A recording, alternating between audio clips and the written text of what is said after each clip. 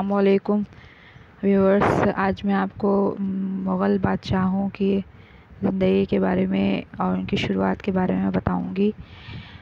روایتی طور پر کہا جاتا ہے کہ مغل سلطنت کی بنیاد 1526 میں بابر نے رکھی تھی، جو آج کے ازبکستان سے تعلق رکھتا ہے، جس نے ہمسایہ صفوی اور عثمانی سلطنتوں سے امداد لی۔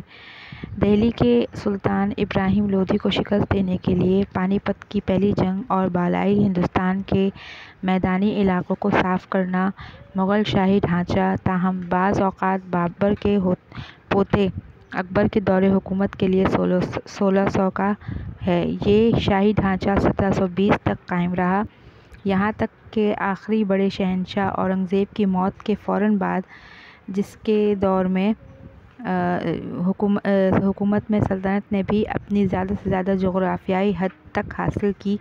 اس کے بعد 1760 تک پرانی دہلی اور اس کے آس پاس کے علاقے تک کم کر دی گئی۔ سلطنت کو 1857 کے ہندوستانی بغاوت کے بعد برطانوی راج نے باضابطہ طور پر تحلیل کر دیا۔ اگرچہ مغل سلطنت کو فوجی جنگ کے ذریعے بنایا اور برقرار رکھا گیا تھا، اس نے حکومت کرنے والی ثقافتوں اور لوگوں کو بھرپور طریقے سے نہیں دبایا، بلکہ اس نے نئی انتظامی طریقوں اور متنوع حکمران اشرافیہ کے ذریعے برابری اور تسلی بخشی، جس سے زیادہ مؤثر مرکزیت اور معیاری حکمرانی کی راہ ہموار ہوئی۔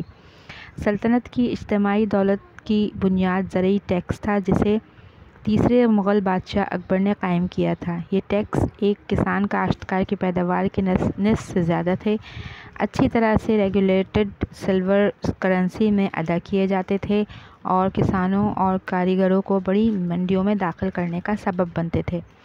17ویں صدی عیسوی کے بیشتر حصے میں سلطنت کی طرف سے برقرار رکھا رشتہ دار امن ہندوستان کی اقتصادی توسیع کا ایک عنصر تھا۔ بحیرہ ہند میں یورپی موجودگی اور ہندوستانی خام اور تیار مصنوعات کی بڑھتی ہوئی مانگ نے مغل درباروں میں مزید دولت پیدا کی۔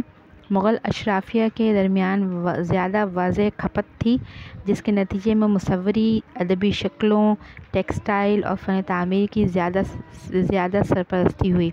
خاص طور پر شاہجہاں کے دور میں جنوبی ایشیا میں مغلوں کے یونیسکو کے عالمی ثقافتی ورثے کے مقامات میں شامل ہیں۔